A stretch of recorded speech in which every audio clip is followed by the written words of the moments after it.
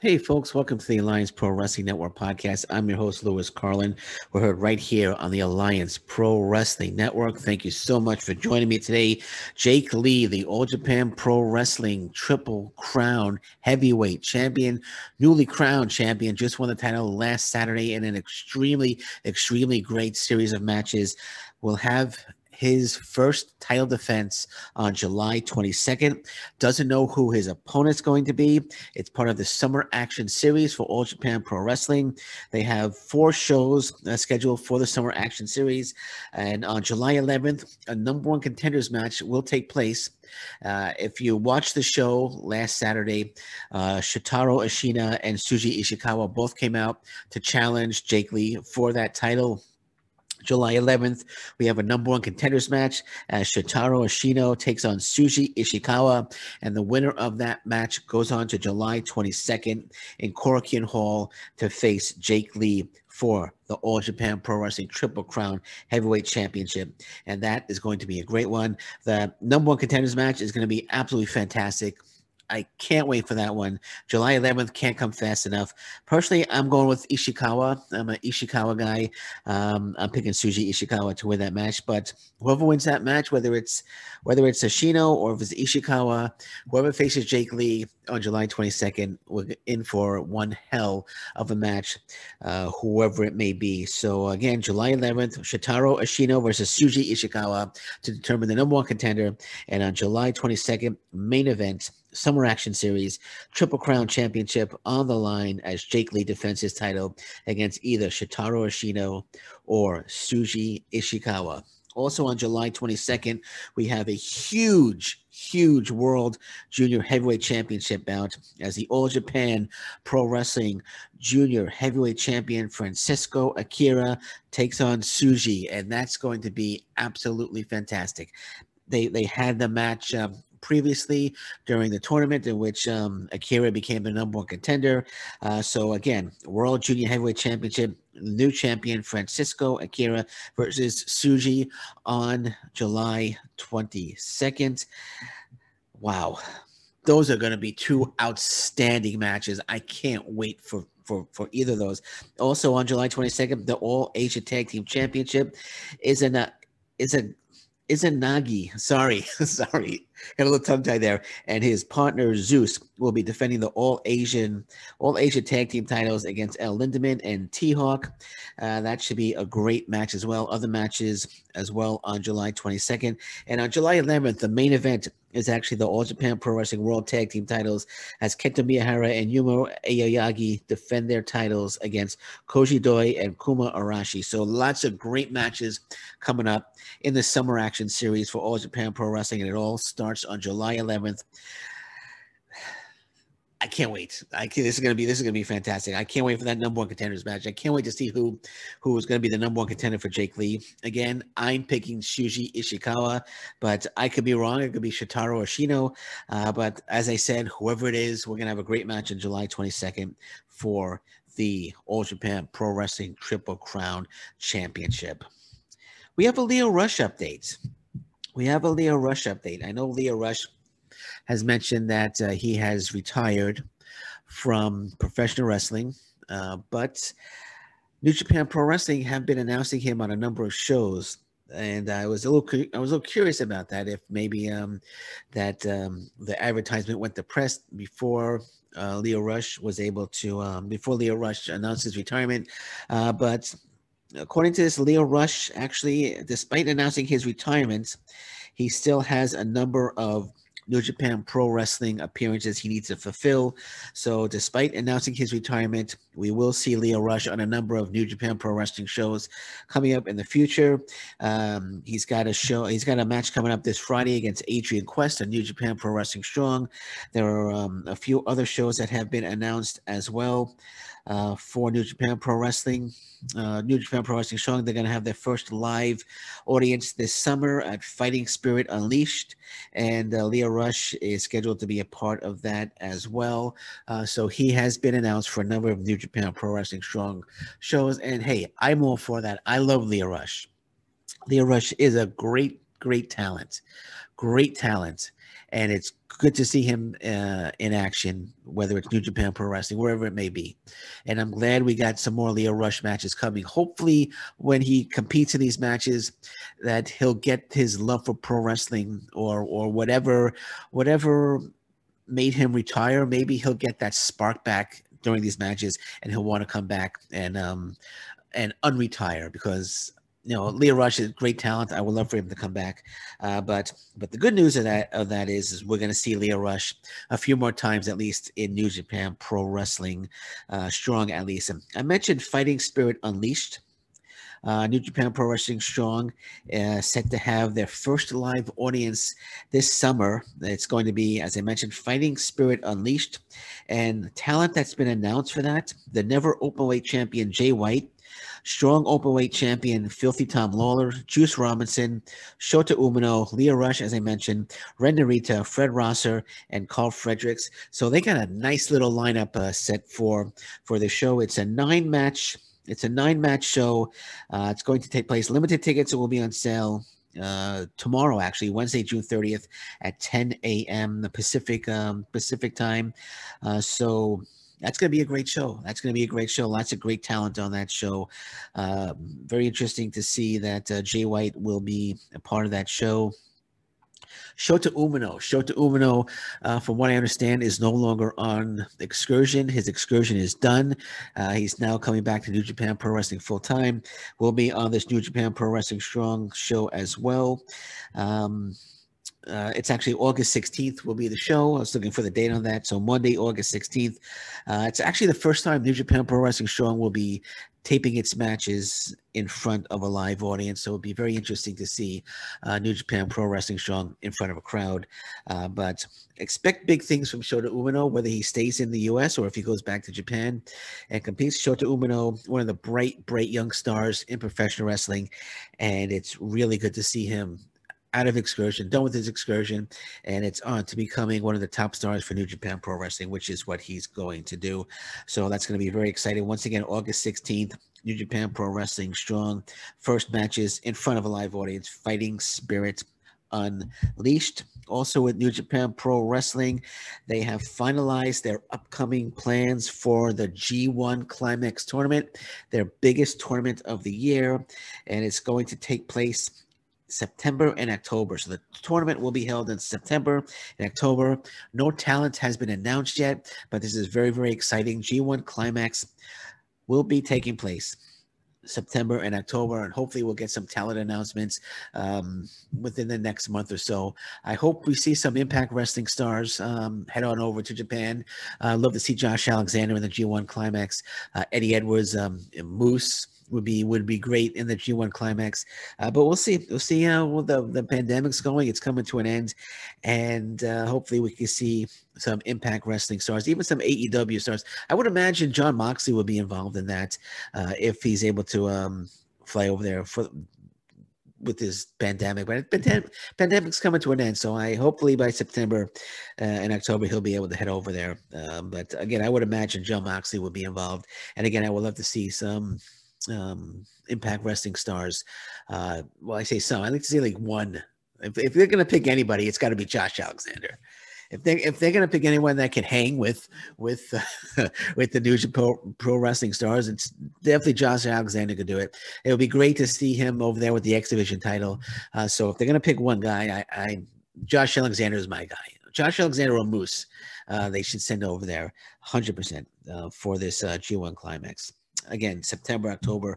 And of course, the winner of that goes on to Wrestle Kingdom to challenge for the IWGP World Heavyweight Championship. So exciting news for New Japan Pro Wrestling, with the New Japan Pro Wrestling Strong Fighting Spirit Unleashed in front of a live crowd, and now the G1 Climax being announced for September and October. Okay, let's get into the Sportster. The Sportster, I don't know if anyone is familiar out there with the Sportster. I would imagine a lot of people are, but they seem to be stuck on putting out these top 10 lists. I don't know if anyone reads them or if anyone pays attention to them, but they put one out. They put one out recently that just absolutely ridiculous. Makes zero sense at all. It's called 10 Wrestlers TNA Ruined Before They Could Join the WWE. So the Sportster, this was written by Joey Haverford. So the Sportster is releasing an article claiming that there are 10 wrestlers that could have made it to the WWE, but because of TNA ruined their chances of them making it to the WWE. So let's run down the list here. Number 10, Petey Williams. I'm not going to read everything, but it says TNA couldn't figure out what to do with Petey Williams and made him align with Scott Steiner in a comedic role. Even with the entertaining segments, Petey was never used in a serious role. Steiner eventually turned on him, ending Williams' run of relevance, and the WWE never picked him up. What in the hell is he talking about? So Petey Williams' run of relevance ended after Scott Steiner turned on him. Is this guy insane? And because of that, he's saying the WWE never picked him up. Is he insane?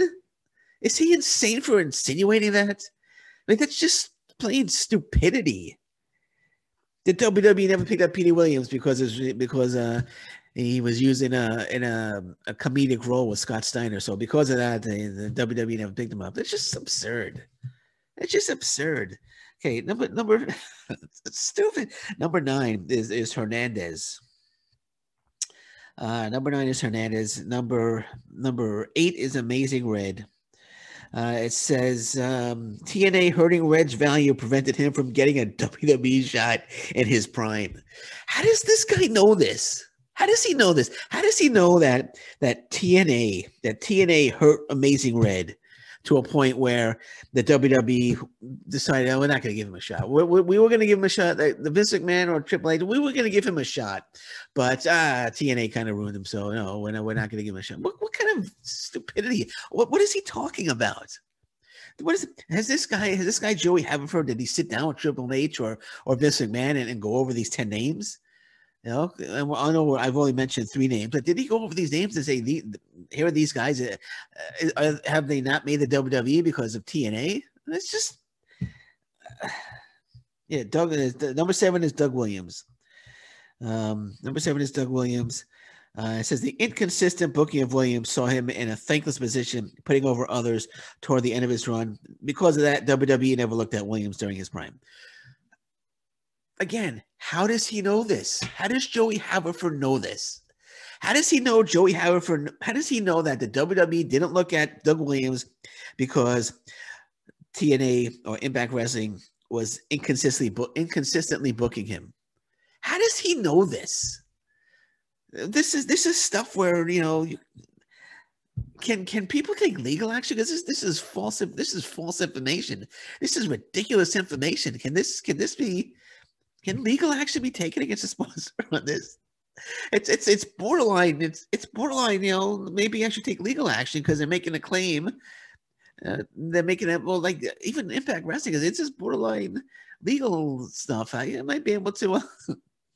They're claiming because of us. We ruined 10 careers, and then because of that, maybe contact a lawyer or something. And so the Desmond Wolf. Desmond Wolf Desmond Wolf is number 6. And 5 is number 5 is Daphne. 5, it says Daphne never got a chance to gauge WWE's interest in the free agent market due to an injury suffered in TNA. The promotion never took care of her and essentially ruined her future in wrestling. So he's saying that Joey Haverford is saying that TNA ruined her future in wrestling. That's a little, that's something Scott D'Amore could really take a look at. And I don't say maybe we could, maybe we have a case here against the Sportster. They're making these claims against us. They're saying, it's saying Daphne never got a chance to gauge WWE's interest in the free agent market due to an injury suffered in TNA. The promotion never took care of her and essentially ruined her future in wrestling. So TNA ruined Daphne's future in wrestling? Is that true? I mean, what is this stuff? What are we reading here? Oh gosh. This is Matt. There's Matt Bentley. Matt Bentley. Um, Matt Bentley is number 3. Jay Lethal. Jay Lethal is number 3. Said TNA never gave Lethal the push he needed to move up the card, despite Kurt Angle, Jeff Jarrett, and Ric Flair all attempting to put him over. So he's saying TNA never gave Lethal the push he needed, despite the fact that they tried to give him a push by putting him by having Kurt Angle, Jeff Jarrett, and Ric Flair attempt to put him over. So TNA never gave him a push, but they did, give him a. They did in fact give him a push. You're saying he didn't. You're saying that they didn't give him a push, but a few words later, you're saying, well, they actually did give him a push. By having Kurt Angle, Jeff Jarrett, and Ric Flair all attempt to put him over. So they did try to give him a push. So don't. That's just a contradictory sentence there. It says Jeff Jarrett and Ric Flair. I'm sorry. So Lethal was fired in a shocking move that upset the TNA roster. I admit that was they should not have let Jay Lethal go. But it says WWE showed no interest in Lethal. It doesn't indicate here, it's saying that the TNA they never gave Lethal the push he needed, despite the fact that you admit that they gave him a push later on in that sentence, and because of that, WWE showed no interest in Lethal. I don't know where this guy's getting his information from. Again, I would love to sit down with Vince McMahon, or sit down with Vince McMahon or Triple H, and see if this is in fact true. Of course, I'll never get to sit down with Vince McMahon or Triple H, but these are wild claims here by the Sportster and Joey Haverford. Wild claims. At number 2, Jimmy Rave, and number 1 is Homicide. I'm not going to read anymore, but just wild, ridiculous claims on the part of Sportster. I don't even know why they released that article, but just it's a really silly, dumb, stupid article. And before I wrap this up, I just want to say WWE, they have reached one of their all-time lows in viewership. Raw averaged 1.57 million viewers. That's terrible. They were at one point. Remember, they were averaging 3 million in the high twos, but now they're down to 1.57 million. People are opening their eyes and they're realizing, hey, the WWE might not be that good anymore. And it's not. So lots of people are turning their backs on the WWE, and hey, rightfully so, in my opinion, rightfully so. And last but not least, Carl Anderson was on AEW Dark.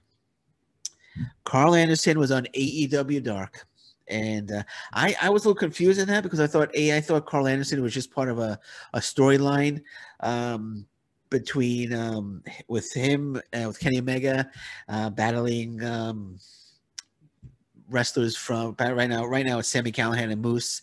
I thought they were just part of that little storyline there. I didn't know he was going to be taking on wrestlers such as he took on Wheeler Yuta, guys that are trying to make a name for themselves and trying to get a contract or trying to get some sort of deal with AEW. I didn't know he's going to be like a test for a new star. So my question, or a new hopeful, I should say, new hopeful talent on AEW Dark. So my question is, when is Kenny Omega going to be taking on Sam Beal on Before the Impact? That's my question. On that note, I'm going to say thank you very much for listening to me today. My name is Louis Carlin. This is the Alliance Pro Wrestling Network podcast. And until next time, thank you very much. Take care. Bye-bye. And stay safe, everyone. So long. Bye-bye.